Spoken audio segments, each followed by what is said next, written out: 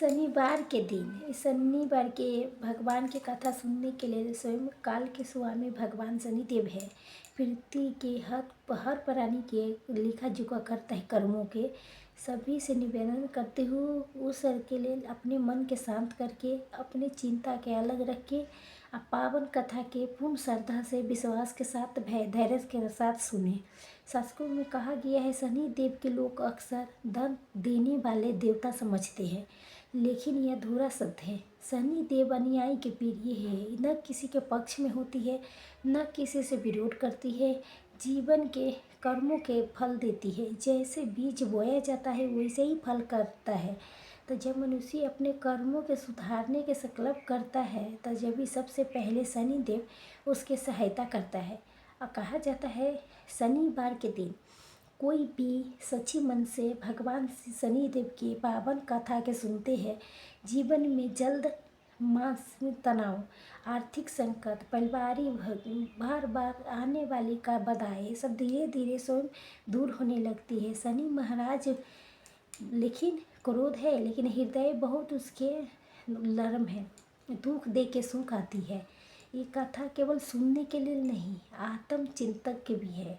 हमें समझाने आई है हमारे जीवन में जो कष्ट आते हैं वो किसी शत्रु के कारण है। हमारे पुराने कर्मों के फल मिलता है। जो मनुष्य इस सब से स्वीकार कर लेता है तब शनिदेव की दृष्टि उस पर कोमल हो जाती है। संभव है इस कथा को कोई एक वर्ष आपके भीतर सोई भी विवेक की जगह देती है। संभव है कोई एक बार अपने जीवन की दिशा बदलने के संकल्प ले सकती है। तो इसी क्षण में शनि देव की कृपा आपको जीवन में कार्य करना शुरू कर देती है। इसलिए आपसे गर्व प्रणाम करें, कथा के बीच में न सोए, धैर्य रखिए, श्रद्धा बनाए रखिए, अंत तक ले सुनिए। शनिदेव की कथा वही समझ पाते हैं जी उसके पूर्ण विश्वास स्वयं के साथ होता है। अब आइए शनिदेव के अनुयायी करुणा कर्म फल के सिद्धि के वार्ता उठाते हैं, उनके पावन कथा को ओर आज बढ़ते हैं।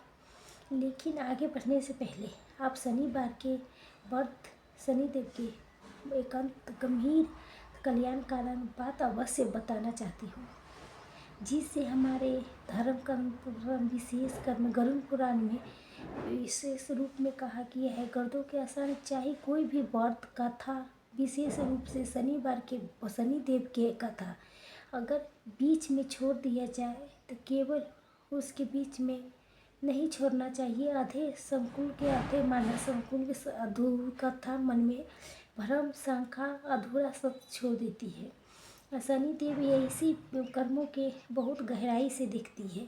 शनिदेव कर्मों के न्यायाधीश बहुत बाहरी भक्तों में है, धैर्य अंशानक पूर्णा के पड़ोसी करती है। जो व्यक्ति शनिवार के दिन व्रत करता है, तेल के दीपक जलाता है, शनिदेव के कथा को बीच में छोड़ देता है, उसका व्रत अधूरा माना जाता है।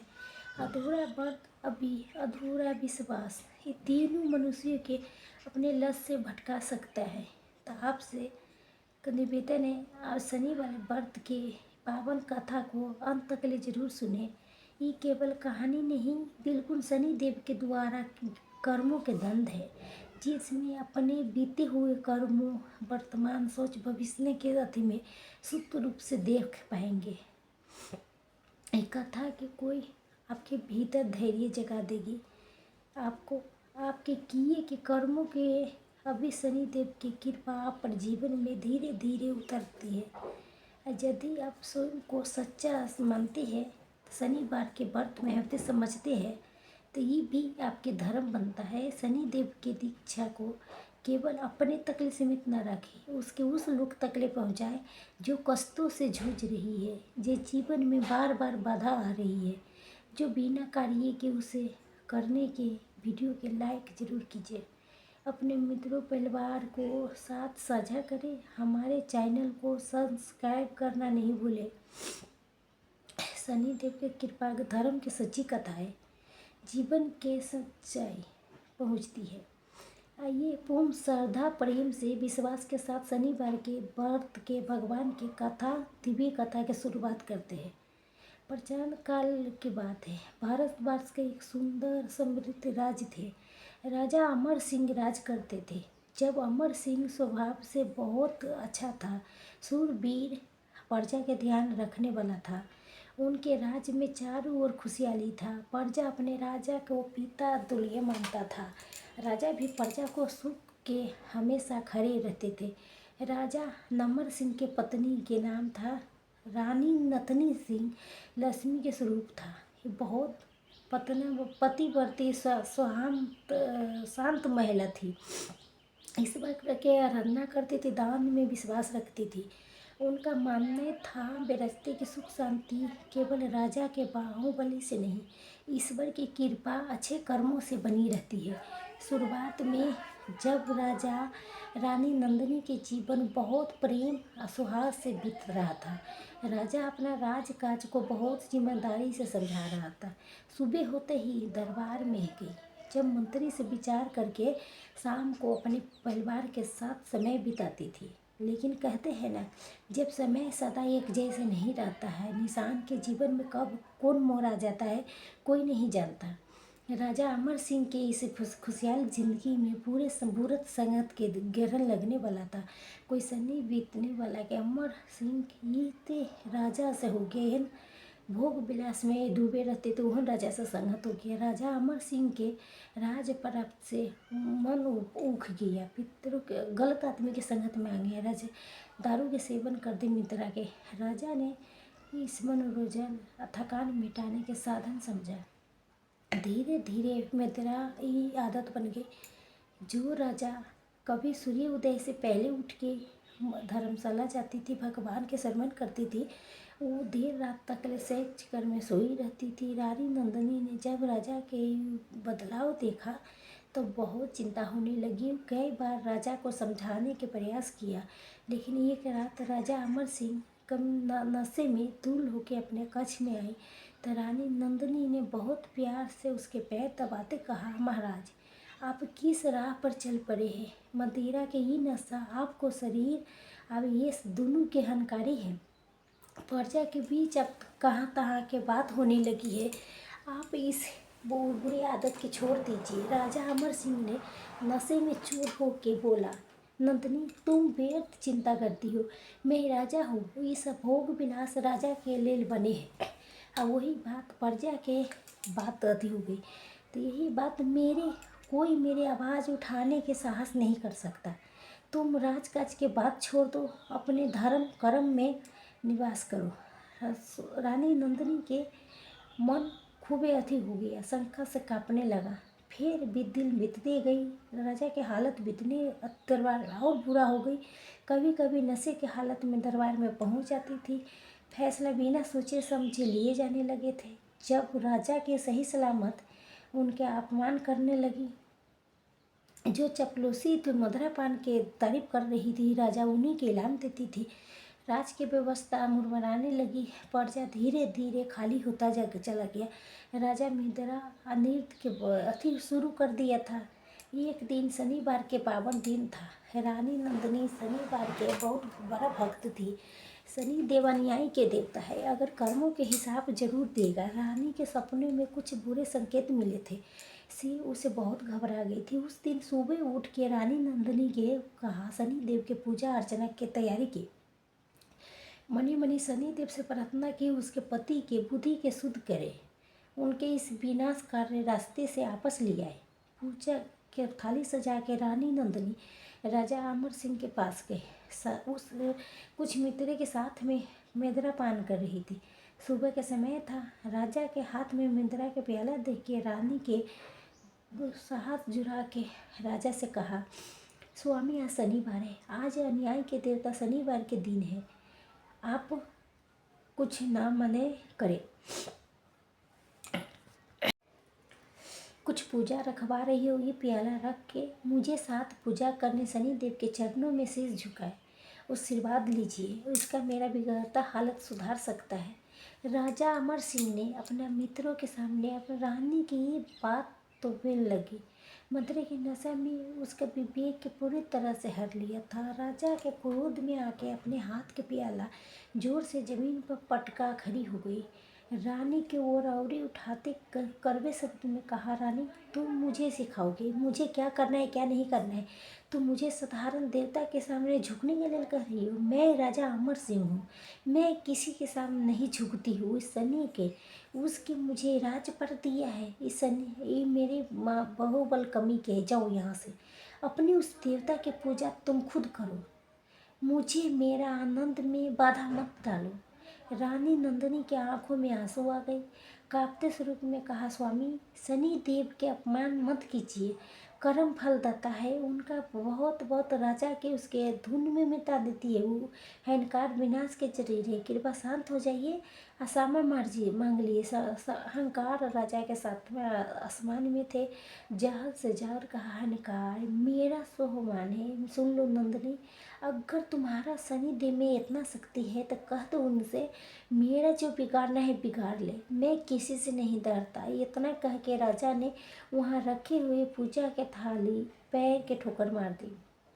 पूरा कंस रूम में संकटा गई, देख के सहम गई। रानी नंदिनी तो जैसे पत्थर की मूर्ति बन गई थी। ऊपर जमीन पर ही प्रसाद के उठाया, उसी माथे से लगाया, बिना कोई शब्द बोले वहाँ से चली गई। समझ गई थी यह विनाश के समय निकट आ चुका है। राजा ने साक्षात काल को चुनौती दे दी है। शनिदेव जो अन्याय के प्रिय थे, अन्याय अहंकार के कहीं कभी क्षमा नहीं करता। उसी रात जब राजा अमर रात सोई थी गहर नींद में, तभी महल के बाद रोहन थी मौसम बदलने लगा। जब बादल बहरा घेरे आई थी, बिजली करके लगी, हवा चलने लगी। महल के रक्षक भी घबरा गया, कैसा अचानक ये तूफान आया। ये आंधी साधारण नहीं थे, ये राजा अमर सिंह के आने वाला शनिदेव के कर्पों के आसन अति हवा थी। अब बुरे दिन राजा के शुरू हो चुके थे। शनि देव की वक्रति से राजपाट उनके अहंकार पर पड़ चुकी थी। अगली सुबह जब राजा सो के उठी तो उनका सिर भारी हो रहा था। उन्हें सेवक की आवाज़ लगाई, पानी लाओ, लेकिन कोई सेवक नहीं आया। राजा के क्रोध आया, चिल्लाते हुए कक्ष से बाहर निकली, कहाँ मुड़ गए ये सब के सब। लेकिन कोई भी सुनसान थी। तभी उनके महल के मुख्य द्वारे से शोर सुनाई दी। राजा लड़खड़ाते कदमों से अपने तलवार संभालते हुए मुख्य दरवाजे की ओर बढ़ी। वहाँ जाकर जो दृश्य देखी, उनके पैर तले जमीन खिसक गई। पड़ोसी राज के राजा, जिसके कभी अमर सिंह में युद्ध में हराया था, जीवन दान दिया था, वो अमर सिंह के कमजोरी राज के बदकाली के फायदा उठा के अचानक वो अक्रम कर दिया था। अमर सिंह की सेना जो राजा के परवाही के कारण कमज़ोर हो चुकी थी, कई महीने से वेतन नहीं मिटा सा, वो पूरे हथियार डाल दी थी। शत्रु राजा के सैनिक महल के भीतर घुस आई थी, लूटपाट मचा रही थी। राजा अमर सिंह ने अपने तलवार निकाली, अगर जी विश्वासघात, मेरे राज में घुसने के तुम्हारी हिम्मत कैसे हुई। लेकिन आज राजा के आवाज़ में पुराना शेर जैसा दम नहीं थी। मदिरा ने उसके शरीर को खोखला कर चुका था। शत्रु सैनिक ने राजा के चारों ओर से घेर लिया। राजा ने युद्ध करने के प्रयास किया, लेकिन उनका शरीर साथ नहीं दे रहा था। कुछ ही पल में महान था। अमर सिंह को बंदी बना लिया गया, हाथों में हथकड़ी डाल दिया गया। उनके ही दरबार में एक अपराधी के तरह घसीट के लिए आया करा। जब रानी नंदिनी के रंगीबान से बंदनी बना लिया, रानी के चेहरे पर डर नहीं, लेकिन एक गहरा विश्वास थे। राजा और के देखा, राजा के नज़र झुकी थी। कल तक जो राजा शनिदेव की चुनौती दे रही थी, वो आज अपने महल में कैदी बन के खड़ी थी।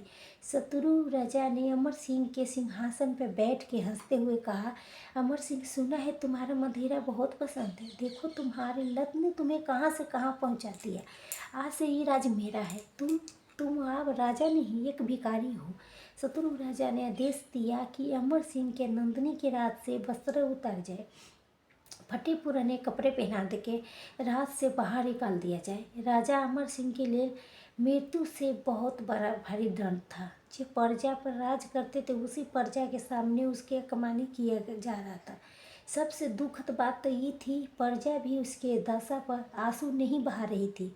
पिछले कुछ समय से राजा के अत्याचार लाख भरपाई से प्रजा भी दुखी हो चुकी थी। शनिदेव की मैया शुरू हो चुकी थी। राजा के अहंकार को टूट रहा था। लेकिन अभी तक कष्टों की शुरुआत थी। राजा रानी नंगे पैर फटी हालत में बिना किसी धन दौलत के महल के पीछे के रास्ते से धक्के मार के बाहर निकाल दिया। जब महल के विशाल लोहे के दरबार से भारी आवाज़ के साथ बंद हो गए। आवाज़ राजा अमर सिंह के कानों में किसी बदरों की तरह गूंजी। कुछ ही घंटे पहले जब 20 दरवाजे के एक सतरे राज करते थे, अब वो भी दरवाजे के बाहर एक भिखारी के खड़ी थे। उसके शरीर पर राज्य में वस्त्रों की जगह फटी पुराने मैल से भरी कपड़े थे। पैर में जूते भी नहीं थे। नंदिनी जो काल तकले कुमल के फूल के सेज पर सोया करती थी, तपती धूप में नंगे पैर धूल के सड़क पर खड़ी हुई है। राजा अमर सिंह अभी भी सदमे में थी। उनकी आंखों के सामने बार बार वही दृश्य घूम रही थी। जब शत्रु राजा ने धक्के मार के बाहर निकलवाया था, मदिरा के नशा धीरे धीरे उतर रहा था। उसकी जगह सहनी से सरदार आदमी से ही ले ली। सबसे ज़्यादा जो चीज़ उस तोड़ रही थी वो विधा उनका अहंकार था, जो अभी पूरा तरह से मिटा नहीं था। राजा ने पीछे मुड़ के अपने महल के ऊंची दीवारों के देखा तो उसके मुक्ति मिल गई। रानी नंदिनी की ओर देखा, छलाहट में बोली, ये सब तुम्हारे कारण हुआ है नंदिनी। अगर तुम उस दिन मुझसे पूजा के थाली लेके नहीं आती तो मेरा दिमाग खराब नहीं होता, शायद ये मौत नहीं आती। रानी नंदिनी जानती थी राजा अभी भी अपने गलती मानने के तैयार नहीं है।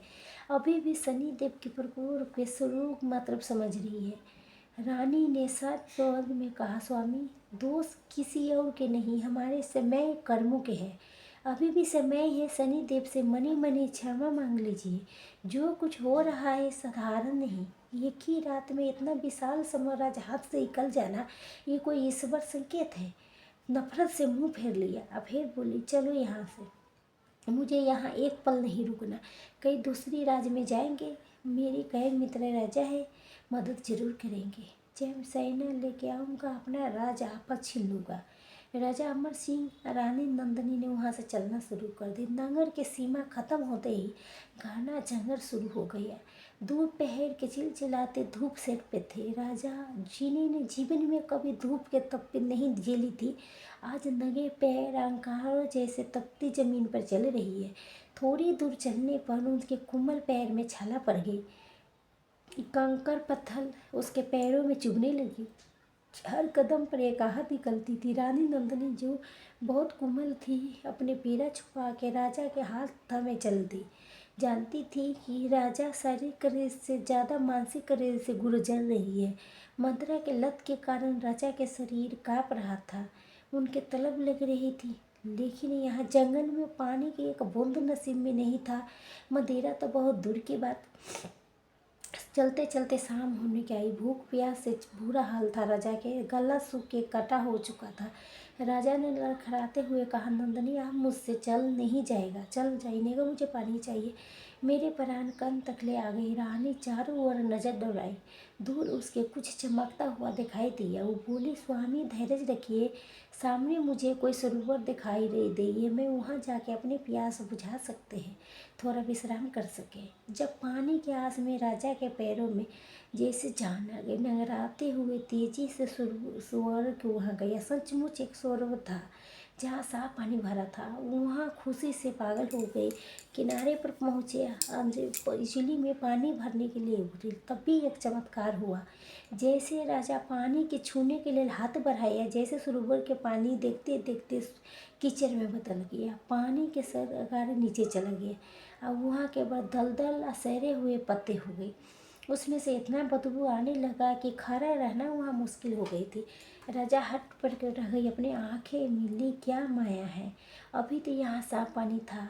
जब राजे गुस्से में हकासा में ठीक चिल्ते हुए कहा, क्या सन है, कौन ये सब कर रहा है मेरे साथ, प्रकृति मेरी दुश्मन हो चुकी है। रानी नंदिनी भी दीक्षित देख के शहर उठी। समझ गई थी ये शनिदेव के बकर दृष्टि के परिणाम है। शनिदेव राजा के एहसास दिलाना चाहते थे, आप समय खराब है, अमृत भी विष बन जाएगा। रानी ने कहा, स्वामी, कोई छल, ये कोई शनिदेव के संकेत है। आप जल अन्न के अपमान किए थे, वही जल आपसे दूर भाग रहा है, अभी भी समझ जाइए। रानी के बात सुनी करके गुस्से में वहाँ से आगे बढ़ गई। प्यास से उनके बुरा हाल था, लेकिन अहंकार अभी भी उसके छुपने के तैयार नहीं था। आगे बढ़ी, जंगल घना होता जा रहा था। झाड़ियों के कांटे उसके कपड़े के फाड़ रही थी, शरीर के खून खून कर दिया, लहू कर दिया। कुछ दूर जाने के नजर एक पेड़ पर पड़ी। फिर पेड़ था, जंगलों फिर के रसीले फेल लटका था। चमक आ गई उसके, सोचा पानी ही उसके फलों के खा के मैं अपना भूख प्यास मिटा सकती हूँ। राजा वही रुकने के सया किया और खुद उस पेड़ पर चढ़ने के प्रयास किया। जीवन में कभी उन्होंने पेड़ पर चढ़ना नहीं सीखा था। कई बार पैर में खरोंचे आ गई। भूख के तरफ ने उसके इकट्ठे कार्य में करा दिया। किसी तरह एक दार पर पहुंची, एक बड़ा पका फल तोड़ आए। राजा की खुशी के ठिकाना नहीं था। उन्हें सोचा था अब तो भूख भी मिटी। पेड़ के नीचे उतरी, बड़े चाव से फल के खाने के लिए मुंह के पास ले गई। जैसे उसे फल के पहला टुकड़ा तोड़ा, उसके होश उड़ गई। वो बड़ फल जितना बाहर से देख रही थी सुंदर, उतना सारा हुआ था। उसमें से हजारों कीर बिलबिलाते बाहर निकला। राजा ने घबराहट में फल को फेंक दिया। राजा अमर सिंह ने जमीन पर बैठ गई और फुट फुट के रोने लगी। क्या हो रहा है मेरे साथ? मैं अमर सिंह, राजा अमर सिंह हूँ। मुझे सोने के थाली में 56 भोज परसती जा रही थी। आज मैं एक दाने के लिए तरस रही हूँ। मैं किसका क्या बिगाड़ी हूँ? नंदिनी ने उसके आंसू पोंछे या फिर कहा, स्वामी धैर्य मत खोइए, ये परीक्षा की घड़ी है। जब तक ले आप अपने मन से राजा के अहंकार नहीं निकालेंगे, जब तक ले ये कष्ट कम नहीं होंगे। हम साधारण मनुष्य हैं, हम मेहनत और किस्मत पर भरोसा रख के आगे बढ़ने होगा। यही से रानी ने कहा। तो राजा उसके बात मानता नहीं रहता हर बात में। हम साधारण मनुष्य हैं, हमें अपना मेहनत किस्मत पर भरोसा रख के आगे बढ़ना होगा। रात गहराई थी। जंगल में जंगली जानवर की आवाज़ें आने लगा। राजा रानी के डर लगने लगा कि कहीं कोई जानवर अपना शिकार न बना दे। उन्होंने एक विशाल बरगद के पेड़ पर शरण लेने के निर्णय किया।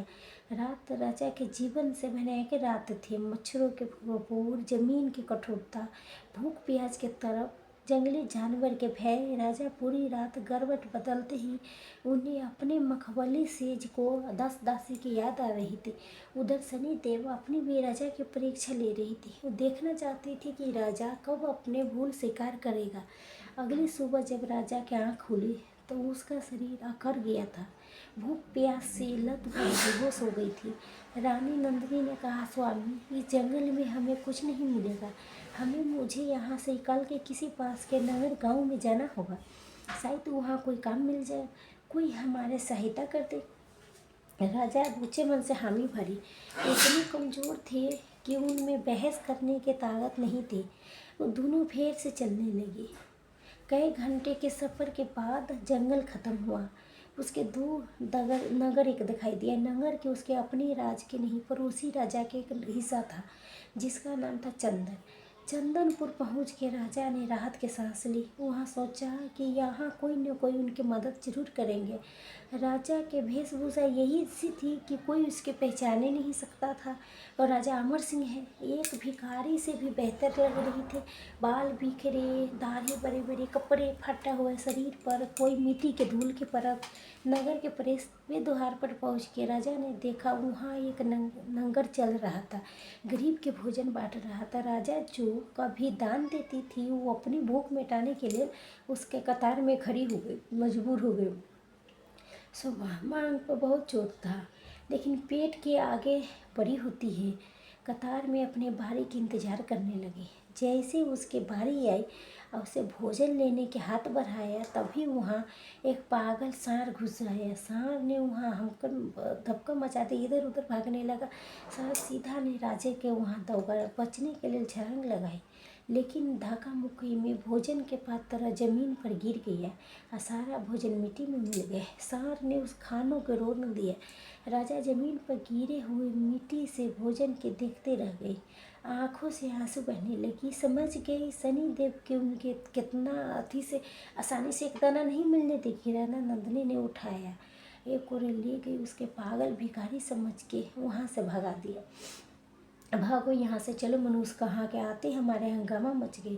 एक व्यक्ति ने राजा के धुतकारा। राजा अमर सिंह जी कभी अपने राज में अन्याय करते थे, वो बिना किसी अपराध के धुतकारे जा रहे थे। दोनों नगर की गलियों में भटकने लगी। अब उनके समझ में नहीं आ रहा था क्या करे। न रहने के ठिकाना, न खाने के ठिकाना, नहीं जेब में एक फूटी कौड़ी।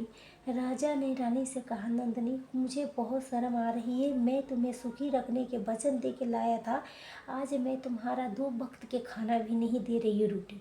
रानी ने कहा, स्वामी, इस विपत्ति में रिश्ते धैर्य की परीक्षा होती है। मेहनत करेंगे, हम कोई काम ढूंढेंगे। अब चिंता मत करें, ईश्वर कोई न कोई रास्ता जरूर निकालेंगे। दोनों काम के तलाश में भटकने लगा। राजा जी कभी इनके तिल का नहीं उठाया था, अब लोगों से काम मांग रहे थे। मुझे कोई यहाँ काम मिलेगा? राजा एक दुकान पर जाके पूछा। दुकानदार राजा की हालत देखे ने आँख से कोरी, आए रे, तुम्हारे जैसे नशेड़िया कमज़ोर आ रहे तुम्हें कि मैं क्या काम दूंगा? तो घूम के पैरों पे खड़ी नहीं हो सकता है, जाओ यहाँ से, भीख मांगो कहीं और जगह। राजा के बार बार अकमान होना पड़ा। हर अकमान उसके अहंकार के एक हथौड़े की तरह लग रहा था। धीरे धीरे राजा के गुस्सा अब लाचारी में बदल गए। शाम होते ही एक तेली तेल निकालने वाले घर जा पहुंचा। वो तेली के नाम रामदास था। रामदास के जरूरी थी मजदूरी की, कोल्हू के चला सके, भारी सामान उठा सके। राजा वहाँ जाके काम मांगा। रामदास के ऊपर से नीचे तक देखा। अब बोला, तुम तो किसी अच्छे घर के लगते हो, लेकिन हालत बहुत ख़राब है। मेरे पास काम तो है, लेकिन बहुत मेहनत का है। गोलू चलाना होगा, तेल के पीपे उठानी होगी, तुम कर पाओगे? तो राजा अमर सिंह के पास कोई कहने के कुछ बिल्कुल नहीं था। पेट की भूख ने उसके झुका दिया था। उसके सर झुका के कहा, ठीक है मालिक, मैं कर लूँगी, बस मुझे मेरे पत्नी के रहने के लिए थोड़ी जगह भोजन दे दीजिएगा। रामदास मान गए। उनके अपने घर के पीछे बनी एक छोटी सी झोपड़ी में रहने की इजाज़त दे दिया। वो झोपड़ी जानवर के बारी से बेहतर थी। राजा और रानी के लिए ये किसी महल से कम नहीं थी। कम से कम उसके सर पर छत है। उस रात राता जी कभी रेशमी गद्दों पर सोते थे। झोपड़ी में टूटे हुए खाट पर लेट गए। शरीर दर्द से टूट रहा था। रानी नंदिनी ने राजा के पैरों के दबाया। राजा के आंखों में आंसू आ गई। उन्होंने रानी के हाथ पकड़ा। पहली बार बहुत धीमी आवाज़ में कहा, नंदिनी, शायद तुम सच कहती थी। मेरे कर्मों ने मुझे यहाँ तक ले पहुँचा दिया। शनिदेव बहुत कठोर है। रानी के चेहरे पर एक हल्की सा मुस्कान आई। फिर उसके लगा रानी की बुद्धि अब थोड़ी सही दिशा में आ रही है। वो जानती थी परीक्षा अभी पूर्ण नहीं हुआ है। शनिदेव कभी दंड नहीं देती, शुद्ध करती है। जैसे सोने की आग में तपा के शुद्ध किया जाता है, वैसे राजा के भी और तपना बाकी था। अगले दिन से राजा के नया जीवन शुरू होने वाला था। अगली सुबह सूरज के साथ राजा ने अमर सिंह रानी नंदिनी की नींद खुली। इस सुबह में सुहागिन सूरज नहीं था, जहाँ कोयल की दासियों की मृदु आवाज़ से आंखें खुलती हैं। सुबह एक कर की आवाज़ शुरू की, कोई ये अभी तक तुम सोई रही है? कोई मुँह की रोटी तो नहीं आई हो? उठो, काम कर पर लग जाओ। ये आवाज़ 3 रामदास के था। अमर सिंह हड़बड़ा के उठ बैठे। उनका पूरा शरीर कल्प के जैसे दुख टूट रहा था। कमर में ऐसा दर्द सा जैसे पत्थर बांध दिया हो। लेकिन रामदास के दांत सुन के तुरंत खड़े हो गई। रामदास ने राजा के ओर से, सुनो, आज मेरा बैल बीमार है, कोल्हू बंद नहीं होना चाहिए, और बैल की जगह पर तुम ही कोल्हू खींचना होगा। अगर शाम तक ले काम पूरा नहीं हुआ तो रात के खाना भूल जाना। राजा के पैर तक जमीन खींच गई। कोल्हू खींचना तो एक बैल के काम होती है, किसान है एक राजा, कैसे कर पाएगा? राजा ने अपने पत्नी की ओर देखा तब भूख के भी हाल था। तभी मनी मनी करा कर लिया। चुपचानी सर झुका के कोल्हू के पास चली गई। कंधों पर भारी लकड़ी के ढांचा रखा जिसे बैल खींचे। जैसे राजा ने कोल्हू के खींचना शुरू किया, उनके चीख निकल गई। लकड़ी के भार उस पर नाचिक कंधे में चुभ गई। रामदास पासी में चबूक लेके खड़ा था। डर मजबूरी ने राजा के भारी पत्थर भी घुमाने पर मजबूर कर दिया। बस पसीने की बूंद न माथे से तबक के जमीन के गीला कर देने लगा। जब राजा के साथ भूल जाता था, रुक नहीं सकती थी। ये दृश्य देख के रानी नंदिनी के कलेजा मुँह को अथी हो गई थी। साड़ी के पल्लू से मुंह ढक के रोने लगी। जब स्वामी की हाल में नहीं देख सकती थी, रानी ने सोचा स्वामी इतना मेहनत कर रही है तो मैं भी हाथ पर हाथ रख के नहीं बैठ सकता हूँ, मुझे भी कुछ न कुछ काम करना होगा कि हमारे इस नर्क से जल्दी ही निकल सके। रानी नंदिनी ने अपने आंसू पोंछी, रामदास की पत्नी के पास गई, उनके हाथ जोड़ के कहा, माता जी मेरे लायक कोई काम है तो मैं भी अपना पति के हाथ बटाना चाहती हूँ। रामदास की पत्नी स्वभाव से नरम थी लेकिन गरीब थी। उसके कहा, बेटी मेरे पास तो कोई काम नहीं है, लेकिन पास में नगर में सेठ धानी की हवेली है, उनके पत्नी के घर के काम के लिए एक सहायता की जरूरी है, वहाँ जाके पूछो। रानी नंदिनी ने उसके धन्यवाद दिया और नंगे पैर से धनी की हवेली में चल पड़ी। हवेली पहुँच के उनके देखा, उनका बहुत चेहरा पहले थी। रानी डरते डरते भीतर प्रवेश किया, सेठानी से मिली। सेठानी घमंडी महिला थी, वो रानी के फटे कपड़े धूल से चेहरे के देखिए, तभी रानी के चेहरे के तेज छुपाना है छुपा न पाई। काम तो मिल जाइए, लेकिन काम बहुत भारी है। सुबह से शाम तक ले घर के सारे काम, जूठे बर्तन मांजनी होगी, कपड़े धोनी होंगी, आंगन के बाहर ना होगा। बदले में तुम्हें 2 वक्त के बचा हुआ खाना, महीने के अंत में कुछ सिक्के मिलेंगे। मंजूर है रानी। नंदिनी जे कभी 56 भोग खाती थी, वो जूठे बर्तन भी मांजने के लिए तैयार हो गई। सर झुका के कहा, जी मालकिन मुझे काम है जरूरी। उसी समय से नंदिनी के काम शुरू हो गया, बर्तन के ढेर लगा गया। रानी अपने कुंबल होरियों से, जिसने कभी हीरे की अंगूठी शोभा देती थी, राख मिट्टी उठाई या बर्तन रगड़ने लगी। बर्तन मांजते मांजते उसके हाथ के खाल छिल गई, उसके खून झिलकने लगा। रुकी नहीं, अपना पति के चेहरा याद आ रहा था जो गोलू घींच रही थी। दोपहर हुई, राजा उधर पसीने से लथपथ गोलू घींच रही थी, इधर रानी कुएं से पानी खींच के कपड़े धो रही थी। शनि देव के मैया देखिए, राजा रानी दोनों अपने कर्मों के हिसाब चुका रही थी। शाम को जब रानी के काम के बदले में उसके सूखी रोटी या थोड़ा सा अचार मिला, तो उसके लेके अपनी झोपड़ी में आई। राजा जब तक ले काम खत्म करके ढाल होके जमीन पर बैठ गई थी। उसके कंधे सूज गई थी, पैरों में छाले पड़ गई थी। रानी ने राजा के उठाया और उनकी रोटियां दी। राजा रोटी खा टुकड़ा तोड़ा तो उसके आँख से आंसू झलक गए। उन्होंने कहा, नंदिनी आज मुझे पता चला कि मजदूर की रोटी में कितना पसीना और खून मिला होता है। मैं अपने राज्य में कभी गरीब के दर्द नहीं समझा, शायद शनिदेव मुझे यही सिखाना चाहते हैं। रानी ने कहा, स्वामी इस पर देर करती है अंधेर नहीं, धैर्य रखिए, दिन बीतती जाएगी। बीतती गई, दिनचर्या बढ़ गई। राजा पे वो बैल की तरह काम करने लगी। वो रानी से सेठ के वहाँ काम करने लगी। दोनों की आग धीरे धीरे बढ़ने लगी। दोनों कमान कम नहीं हुई। कुछ दिन के बाद शनिवार के दिन आए।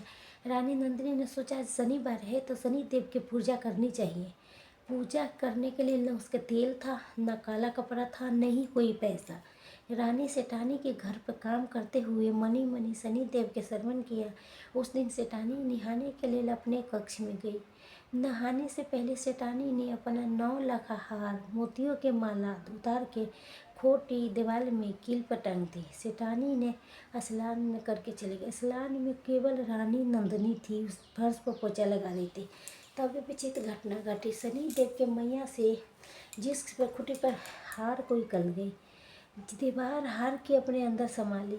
पलक झपकते ही हार गायब हो गया। रानी नंदिनी अपने वो इतना देखा भी नहीं। इतने सेठानी नहा के कुछ देर के बाद निकली तो अपना हार पहनने के लिए हाथ बढ़ाया, वहाँ हार नहीं थे। सेठानी घबरा गई, इधर उधर देखा, हार कहीं नहीं थे। कमरे में नंदिनी थी। सेठानी के शक तुरंत नंदिनी पे गया, जोर जोर से चिल्लाने लगी, इस नौकरानी ने मेरा 9 लाख हार चुरा लिया है। सुर सुन के सेठ धनीराम बाकी नौकर चाकर बाहर आ गया। नंदिनी के बाल पकड़ लिए और उसके घुसते हुए बीच आंगन में ले आए। मेरा हार चुराया है, मैं नहाने गई थी तो खुटी पर था, वहाँ बाहर आई थी तो गायब है। इसके सिवा कमरे में कोई नहीं था। रानी नंदिनी ने, नहीं मालकिन मैंने नहीं चोरी की, मैं अपना काम कर रही थी, मुझे तो हार के बारे में कुछ भी नहीं पता, मैं अच्छे कुल की स्त्री में चोरी नहीं कर सकती। शेर धनीराम ने गुस्से में कहा, अच्छे कुल के शकल से तो भिखारी लगती है बातें, अगर तुम्हें हार नहीं लिया है तो हार गया कहाँ। हार के पंख लग गई। सेठ भी आदेश दिया उसके तलाशी लिया जाए। नौकरानी ने रानी के तलाशी लिया, हार नहीं मिला। रानी की झोली में केवल सूखी रोटी थी, मजदूरी में मिली थी। हार न मिलने के कारण पर सेठानी के गुस्सा शांत नहीं हुई। उसने कहा, जरूर नहीं, हार कहीं छुपा दिया है, किसी के दे दिया है। इसके कोतवाल के पास ले जाओ, कहीं सीधा करेंगे। कोतवाल के नाव लेते राजा की पत्नी थी। वो जाते थे खाने में कैदी के समय कैसा व्यवहार करता है। गिड़गिड़ाते कहा था, सेठ जी मुझ पर दया कीजिए, मैं चोरी नहीं किया हूँ। शनिदेव जानते हैं मैं निर्दोष हूँ। शनिदेव के नाम पतले हैं, बापी ठोकर मार दी। सेठ को आदेश दिया कि इसको बांध लो, इसके पति के भी पकड़ के लाओ। जरूर दोनों मिले हुए होंगे। आज ये दोनों की जेल की हवा खिला के रहूँगा। सेवक तुरंत तेलीराम के घर पहुंची। राजा अमर सिंह को गोली चला रहे थे। सेवकों ने उसके पकड़ के धमकी मारते हुए हवेली ले आई। राजा ने देखा रानी नंदिनी जमीन पर पड़ी है, रो रही है, उनके चोर चोर कहे कि अपमान कर रही है। राजा के खून खौल उठा। उसका कर्ज के कहा, खबरदार जी, अगर किसी ने मेरे पत्नी के हाथ लगाया था, मैं गरीब जरूर हूँ लेकिन चोर नहीं। शेर धनी राम ने राजा के गाल पर जोर से तमच्चा मारा। चुप भिखारी, चोरी करता है या ऊपर से सीना चोरी करता है? तुम दोनों के राजा के दरबार में पेश किया जाएगा। तुम्हें ऐसा सजा मिलेंगे कि तुम 7 पुश्ते तुम्हें याद रखेंगे। राजा जी कभी अन्याय के सिंहासन पर बैठते थे, आज अपराधी बन के खड़े थे। उसके कानों में आत्मा पर लगी थी चोट। समझ में आ गए थे, जब ये गहन विवेरित होती है तो सच्चाई भी झूठ लगने लगती है। सेठ के आदम राजा के रानी के रस्सी से बांध के जब उन पर कीचड़ पत्थरों मारने लगे। यही हो चोर, यही है चोर। लेते देखने में बोले लेकिन हाथ की सफाई जानते। तने मार रहे थे। राजा अमर सिंह की रानी नंदिनी के सर झुकाए अपमान विष पीने लगे। धीरे धीरे राजा का स्वामी, इस शनिदेव के माया है, ये कोई हार खुटी पर थे, मैंने अपने आँखों से देखा था, पता नहीं कैसे गायब हो गए। राजा ने कहा, मैं जानता हूँ नंदिनी तुम निर्दोष हो, लेकिन अब मेरे सुनने वाला कोई नहीं है। जो दंड मिलेगा दोनों भोगना ही पड़ेगा। दरबार में पहुँच के राजा के सामने पेश किया गया। राजा चोर है। राजा माने बहुत क्रोधी स्वभाव से।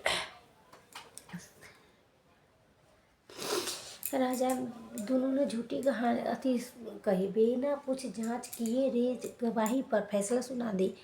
चोरी राज्य में एक बड़ा अपराध हुआ था। विश्वासघात बहुत अपराध है। स्त्री ने अन्नदाता के घर में चोरी किया है, लेकिन क्योंकि हार बराबर नहीं हुआ इसलिए मृत्यु दंड नहीं दिया जाएगा। राजा रानी राहत के अतिथि अगले पर भरण टूट गए। राजा संतरा सिंह ने आगे सुनाया, स्त्री के करबाग में डाल दिया जाए या वो उपोस के हाथ पैर को कुल्लू के काम करने से बहुत मजबूत हो गई है ना, तो चोरी में अति करे, इसके दोनों हाथ को काट दिया जाए, उसके नंगर के बाहर फेंक दिया जाए, कोई भी चोरी करने की हिम्मत न करे। ये फैसला सुनते ही पूरा दरबार संग रह गई। राजा रानी नहीं महाराज, ऐसा मत अंधेर कीजिए, मेरे स्वामी निर्दोष है। अगर सजा देना है तो मुझे दीजिए, लेकिन इनके हाथ मत काटिए। राजा अमर सिंह जब शब्द लगे, हाथ काटना एक शरीर के लिए, उगा के लिए हाथ काटना मृत्यु से बेहतर है। और दया के भीख मांगती थी, महाराज मुझे शत्रु हूँ, युद्ध में मुझे मरने के मौका दीजिए, लेकिन मुझे अपन मत बनाइए। अहंकारी राजा सिंह ने एक न सुनी, जल्लादों के इशारा किया। सैनिक राजा अमर सिंह के घसीटते हुए बस स्टैंड के ले गया। रानी नंदिनी के सैनिक ने पकड़ लिया, उन्हें जेल के अंदर ले गया। रानी पीछे मुड़ के अपने पति के देख रही थी। स्वामी स्वामी उसके चीख पत्थरों के सिर पर चीख रही थी, लेकिन शनिदेव के प्रकोप के कारण सब व्यवस्था। अमर सिंह ने पत्थर के शिला पर लेटाया, उसके धूप में चमक रही थी। अपनी आंख बंद करके पहली बार सच्ची मन से शिला के अहंकार से शनिदेव को पुकारा, सूर्यपुत्र शनिदेव, मैं बहुत पाप किए हूँ, मैं अहंकारी था, मुझे मेरे कर्म के सजा मिले है। अगर मेरा प्राण लेने से आपके संतोष मिलता है तो ले लीजिए मेरे प्राण में, लेकिन मेरे पत्नी की रक्षा करना, मेरा नंदिनी की रक्षा करना। तभी जल्लाद ने तलवार उठाया, पूरे ताकत से वार किया। तलवार हवा में उड़ गई, एक झटके में नीचे गिर गई। ये चीख से पूरा बरन बारा गूंजे थे। पक्षी पेड़ पर बैठ रही थी, उधर तक आवाज़ को दे के दौड़ गया। जल्लादों ने राजा से के आदेश के पालन करना था। अमर सिंह जो कभी अपने तलवारबाजी के लिए फंसी थी, वो उसके दोनों हाथ कलाई से काट दिए गए थे। खून की धार फूट पड़ी थी। राजा दर्द से छटपटा रहे थे। जमीन पर तड़पती हुई मछली राजा अमर सिंह के आंखों के सामने अंधेरा छा दिए थे। इतना बेअकल था कि उसका चेतना लुप्त होने लगी। जल्लादों पर उस पर थोड़ा भी दया नहीं आया। राजा चंद्रदेव के अपराधी के मरने नहीं देना, उसका तड़प तड़प के जीने के छोड़ना है। इसलिए जल्लादों ने राजा के जख्मों पर गर्म तेल या कपड़ा बांध दिया, खून के बहने बंद हो जाए और मर न जाए। इसके सैनिक ने एक बोरी के तरह उठाया, राजा बेस्तूत थी, नगर के सीमा से बाहर निकाल दिया। जहाँ घने जंगल बंजर जमीन थी, वहाँ सुनसान जगह पर जहाँ गीत जंगली जानवर हो भूखे रहते, सैनिक ने राजा के वहाँ फेंक दिया। एक जाते जाते एक सैनिक से थूकते हुए कहा, पर रहा यहाँ अपना तेरी हाथ है न चोरी करने के लिए, नहीं तुम्हें कोई पानी पिलाएगा। अपने पापों की सजा भी। सैनिक चली गए। प्रजा राजा अमर सिंह पर अकेले पड़ी थी। कुछ देर बाद जब होश आया तो दर्द की एक तेज लहर उसके पूरे शरीर में दौड़ गई। उन्हें आदत अपने हाथों के हिलाना चाहा, लेकिन हाथ ही नहीं थे। पत्तियों से बने हुए टूट बच्ची थी। अपनी आंखों से देखी दशा देखी, फुट फुट के रोना चाहा, लेकिन शरीर में आंसू बहाने की ताकत नहीं बची थी। सूरज ढल चुका था। राजा के गला प्यास से चटक रहा था। पानी के लिए इधर उधर देखा, लेकिन पास में छोटा सा गड्ढा था। बारिश के पानी इकट्ठा हो रखा था। राजा उस पानी के पहुंचने की कोशिश की। पीना हाथों की कितना मुश्किल होता है, उसके आज पता चला। पेट के बल पर रेंगते हुए अपने कोहने तिहुने के सहारे से ही चौकी के धूल मिट्टी उसके जख्मों पर मुंह में भर रही थी। किसी तरह वो कटुहे तकले पहुंची। जानवर के तरह मुंह लगा के गंदा पानी पीने लगी। पानी पीते ही अपने रानी के नंदनी की याद आई। उन्हें सोचा, मैं तो यहाँ इस हाल में हूँ, लेकिन मेरे नंदनी कोमल नंदनी उसका हृदय राजा के कैद में है, न जाने किस हाल में हो गए। राजा किसी महल काल कोठरी में थे। रानी नंदनी के फेंक दिया था। एक कोठरी इतना अंधेरी थी कि वहाँ दिन रात के पता नहीं चलता था। दीवारों से पानी के रिस रहा था, फर्श पर कीचड़ था, फिर चूहों की उड़ के वहाँ बसेरा था। रानी नंदनी के जब पता चला पति के हाथ काट दिया है तो नगर से बाहर फेंक दिया है, तो पछतार खा के गिर पड़ी थी। उन दीवारों पर अपना सर पटका रोते हुए कहा, हे शनिदेव, एक ऐसा अन्याय है। अगर परीक्षा लेने ही तो धन दौलत ले लेते, राजपाट ले लेते, लेकिन मेरे स्वामी के क्यों अपमान बनाया। कैसे में जिएंगे? कौन उसके पानी पिलाएगा? कौन उसके आंसू पोंछेगा? जेल के पहरेदार ने बांस दाग के कही, पागल औरत, शोर मत मचा, ये राजा के न्याय है। चोरी करेगा तो उसका यही हसरा होगा। अब चुप जानी पड़ी रहा। रानी ने अपने मुंह पर हाथ रख लिया, सिसक सिसक के रोने लगे। चिंता नहीं थी उनके, केवल राजा की चिंता थी। जानती थी राजा सुकुमारी है, ये पंख के सहन नहीं कर पाएगी, कहीं अपने प्राण न त्याग दे। रानी ने अंधेरी कोठरी में शनि देव के ध्यान किया, संकल्प लिया, है प्रभु, जब तक ले मेरे स्वामी सुरक्षित नहीं वापस आते, हमारे ऊपर लगा कलंक नहीं मिटता। जब अन्न के त्याग करती हूँ, केवल मैं जल पी के जीवित रहूँगी। मेरे रक्षा करे, मेरे पति की रक्षा करें। मेरे जंगल में रात हो चुकी थी। आपस अमर सिंह दर्द बुखार से तप रहे थे। जब जंगल के जानवर दूर से सीख सूरज नरिया सबके भोंक रही था, पंख थी, अब कोई जानवर के शिकार बन सकती थी। आसमान की ओर देखा, काले आसमान में केवल एक तारा चमक रही थी। राजा कांपते होश से कहा था, हे शनिदेव, इस मैं समझ गया हूँ, मेरा अहंकार है। जिसने कहा है शनि कौन है, आपने मुझे बता दिया शनि कौन है। अब राजा के रंग बनाते हो, रंग के रहना राजा बनाते। मुझे प्रभु रक्षा कर, मेरा हाथ आपस से दे दो। आपस नहीं चाहिए मुझे, राजपाट आपस नहीं चाहिए। मेरे पति की रक्षा करिए, मुझे इतने शक्ति दीजिए कि मैं कलंक के साथ ना मरूं। दुनिया के बताना चाहती हूँ मैं चोर नहीं हूँ। राजा की गोर पुकार संकेतते में जंगल में शनिदेव जो कर्म बांधता है तो निस्तु नहीं है, केवल जीव के सुधारना चाहता है। राजा के अहंकार पूरी तरह से चुक चुका था। उसके मन में केवल पछताव ईश्वर के प्रति थी। तभी वहाँ एक चमत्कारी हुआ। सुनसान जंगल में एक बैलगाड़ी की आवाज़ सुनाई दी, चलो बेटा, जल्दी घर पहुँचना है। एक बूढ़े आदमी की आवाज़ आई, वही तेली रामदास है, दूसरे गांव के तेली था जो तेल बेच के अपने गांव लौट रहा था। उसका नाम दीन बंधु था। जब नाम था उसका वैसे स्वभाव था। दीन बंधु ने सड़क के किनारे जब झलझल देखी, उसके अपने बैलगाड़ी रोकी और लाल लमटेन लेके उतरी। जब एक आदमी खून से लथपथ पड़ा था, उसके दोनों हाथ नहीं है, फिर न एक पसीज गई दिल। वो राजा के पास जाके पूछा, भैया तुम कौन हो, तुम्हारी हालत किसने किया है? राजा अमर सिंह ने धुलनी आंखों से देखा, आवाज़ नहीं निकल रही थी। फिर पानी की इशारा किया। दीन बंधु ने पानी पिला के राजा ने सोची थी थोड़ी देर छोड़ दूंगी, रात में जानवर इसके खा जाएंगे, उसका बचना मुश्किल हो जाएगा। दीन बंधु ने सहारा दिया, उसके बहुत मुश्किल से अपने बैलगाड़ी में बैठाया। राजा धन से कराह रहे थे। बैलगाड़ी इसके झोले खाते हुए आगे बढ़ते गई, हर झटका हरा करते देता था। ये झटके उसके मौत के मुंह से जीवन की ओर ले जा रहे थे। दीन बंधु उसके अपने घर ले गया। उसकी पत्नी, जिसका नाम सुनती था, वो भी बहुत दयालु महिला थी।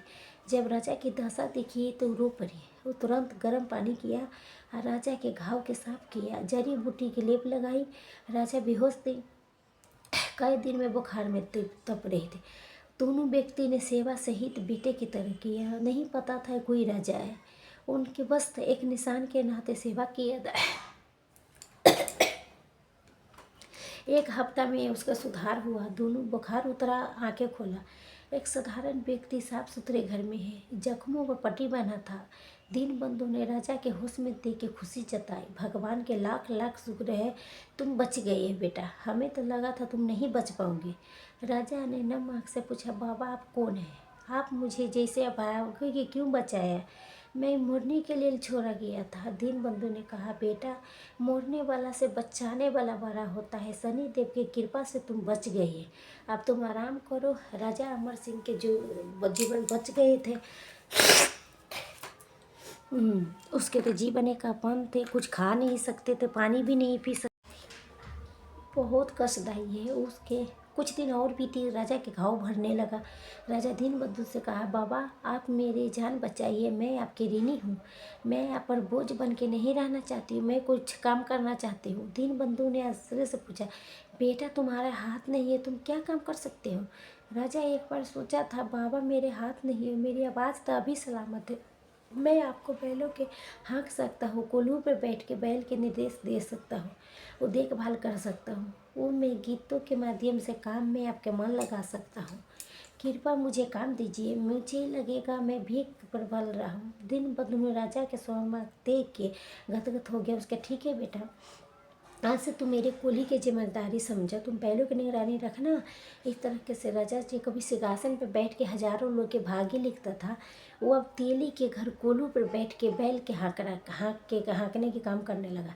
चक्र देखिए अमर सिंह के कोल्हू के पास बैठा था, जो चलते चलते खूब बड़ी आवाज़ में दर्द था, विराग के ईश्वर के अतिथि। उसकी आवाज़ इतनी सुरीली थी, दर्द भरी थी कि राह चलते लोग के सुनने लगती थी। राजा धीरे धीरे गाय के नाम से मशहूर होने लगा। राजा के मन अभी भी उकाल कोठरी में, जहाँ रानी नंदिनी कैद थी, उन्हें पता था रानी की इस कौन हाल में जीवित है कि राजा रोज रात को आसमान की ओर देखता था। शनिदेव से पूछती थी, प्रभु इस सजा कब खत्म होगी, मेरी नंदिनी की कब मुक्ति मिलेगी?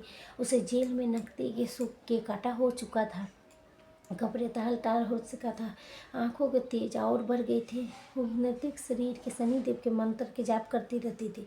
कैदू भी उसके माता कह के बुलाने लगे। एक रात राजा अम्बर सिंह कोल्हू पर बैठ के, अमावस्या की रात थी, अचानक एक तेज आंधी आई, दिए बुझ गई, बैलों ने रवाना शुरू किया। रगत अंधेरे में कोई उसके सामने खड़ा है, एक भारी गंभीर आवाज, मुझे अमर सिंह राजा चौक गए, कौन है वहाँ, कौन है? अंधेरे में बाज आई, पर जानते नहीं तो वही हूँ जिसके तुम भाग रहे हो, जिसका तुम्हें अपमान किए थे। राजा समझ गए, उनका रोम रोम काँप उठी। ये कोई साधारण मनुष्य नहीं था। राजा अमर सिंह अंधेरे में पूछते बात में कहा, सहन गए।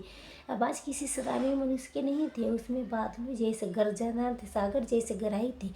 राजा ने पूछा, प्रभु आप कौन है? मेरे प्राण भी लेने आई है। तभी वहाँ दिव्य प्रकाश फैल गया। प्रकाश इतना तेज था कि राजा के अपने आंखें बंद करने पड़ी। प्रकाश के शाम बरन में तेज प्रगट दिव्य हुए। हाथ में दान था, आंखों में अन्याय के चमक थे, साथ साथ गर्म पदर शनि देव थे। जे अपन थे उठ भी नहीं सकते थे। वही जमीन पर अपना सर रगड़ते हुए कहा, हे सूर्यपुत्र, अन्याय के देवता, मैं आपके पहचाना नहीं, मुझे इस ज्ञानी की क्षमा कर दो। मेरा अहंकार चूरम चूर हो चुका है, आप परीक्षा मत लीजिए। शनिदेव गंभीर शांत से कहा, अमर सिंह, मैं किसी के अहंकार दंड नहीं देता। ये तुम्हारा कर्म अहंकार था जिससे तुम्हें सजा है। ये जोग बनाया, आज रंगा से रंग बना दिया हूँ। अन्न जल देवों के अपमान किए थे, लेकिन कुछ पिछले समय में तुम्हारे पत्नी नंदिनी ने जिसके धैर्य सत्य के साथ कस के भोगा है, वो तुम्हारे पाप धुल गई है। तुम्हारा वनवास आतंक के समय अब समाप्त हो चुका। अपना हाथ उठाया, कहा, मैं तुम्हें खोया हुआ सब कुछ लौटा रही हूँ। याद रखना, पद प्रतिष्ठा के अहंकार फिर कभी मत करना। इतना कह के शनिदेव अंतर ध्यान हो गया। राजा अमर सिंह के लगा जैसे उसका शरीर में बिजली दौड़ गई। ये कहते हुए हाथ में एक अजीब से सहन देखते देखते चमत्कार हुआ। राजा की कलाई से हड्डियाँ जुड़ने लगा। कुछ ही पल में राजा के दोनों हाथ फिर से ऐसे हो गए जैसे पहले था। फिर बरसे आंसू। अपना आंखों पर राजा विश्वास नहीं कर पाया। अपने हाथों के हिलाते हुए देखा, जमीन पर माथा टेक के फुट फुट के रोने लगा। धन्यवाद प्रभु, आपने इस पापी पर दया किया है। वे नगर से धनबारी की हवेली में भी एक चमत्कार हुआ। सेठानी अपने कक्ष में सो रही थी। अचानक सपने में शनिदेव दिखाई दिया। उन्हें कहा, मूर्ख स्त्री, तुम एक सती सावित्री पर चोरी के कलंक लगाया। जहाँ अपना खूंटी दीवाल की केटानी ने हड़बड़ा के गई। वो जब दिया जलाया, वो खूंटी की ओर देखा जहाँ से हार गायब हुआ था। उसके आँख फटी के फटी रह गई। लकड़ी के धीरे धीरे हार को बाहर ही खोल रही थी। देखते देखते 9 लगा हार कुंडी से निकल के जमीन पर गिर पड़ा। सेठानी चिल्ला पड़ी, सेठ जी जल्दी बाहर आओ, गजब हो गया। सेठ धनी राम दौड़ते आया। उन्हें हार देखा तो उसके होश उड़ गया। तुरंत अपने गलती के एहसास हुआ। हे भगवान, ये क्या नाटक अति कर दिया। स्त्री चोर नहीं, तू देवी थी। अपना बिना अपराध के दोनों के इतना बड़ा दंड दे दिया हूँ। शनिदेव मुझे कभी माफ़ नहीं करेगा। धनी राम हार लेके राजा चंद्रदेव के दरबार में पहुंचा। उसके राजा के चरणों में गिर के सब बात बताया। जब राजा के सिंहासन से खड़ी हो गई, उसका चेहरा शर्म से झुक गया। राजा चंद्रदेव ने कहा, धनीराम, तुमने ये क्या कर दिया। तुम्हारे झूठ के कारण मैंने एक निर्दोष के हाथ कटवा दिए। उस पर बरहम हत्या लगेगा, मुझे पाप लगेगा। तुरंत उस देवी नंदिनी से क्षमा अर्चना मांगनी है। राजा ने सेठ धनीराम ने नंगे पैर जेल के ओर दौड़े।